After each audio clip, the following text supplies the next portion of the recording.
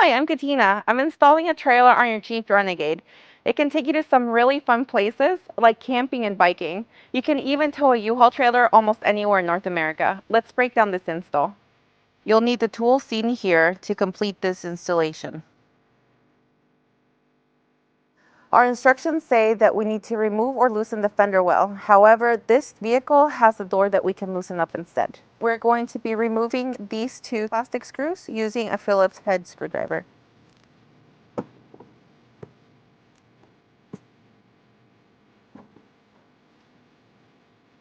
And now we're going to do the same thing on the driver's side.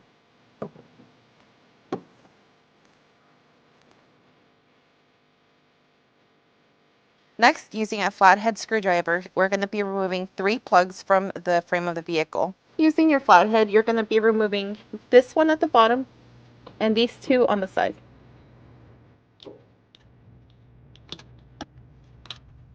We're going to repeat the same steps on the passenger side. Next, we're going to be using an 1 1/8" hole saw to create 2 access holes, one on each of the side of the vehicles. We're going to be drilling our access hole right in between these 2 plugs.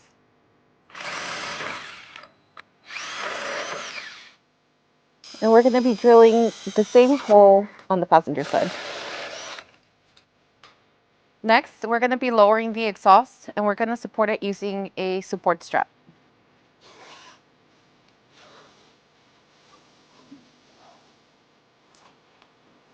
Next, using a 13mm socket, we're going to be removing 2 bolts, one on the passenger side and another one on the driver's side.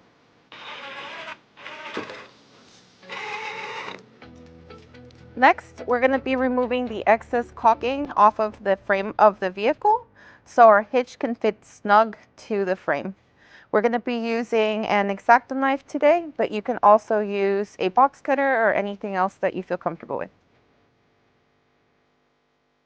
Next, using our fish wire, we're going to go through the access hole, through the existing holes to put our bolts into place.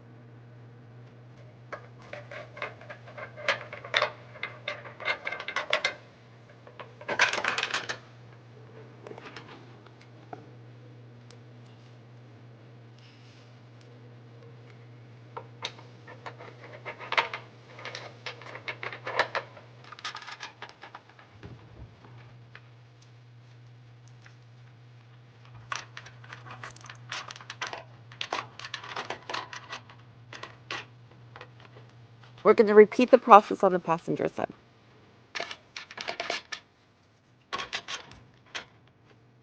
Next, we're going to be raising our hitch into place using our U-Haul exclusive hitch jack. If you don't have one, you're going to need an extra pair of hands.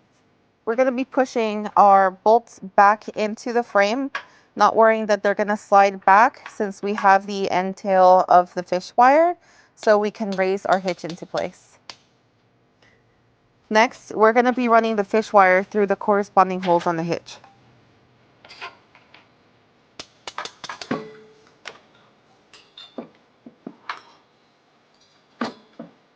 Now we're going to be pulling our bolts through.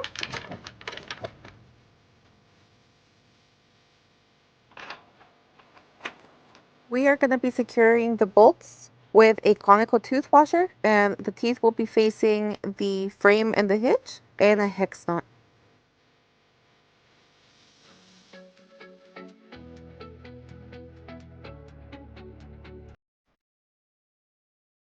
We're going to be putting the exhaust brackets through the hole on the hitch on both sides of the vehicle.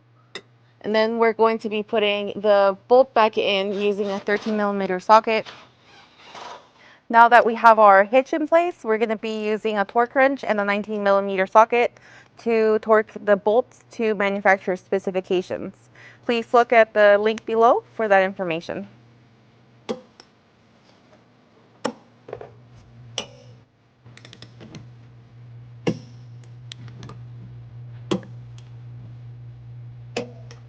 Now that we have torqued all of our bolts, we're going to go ahead and remove the exhaust strap that was supporting the exhaust during the hitch installation.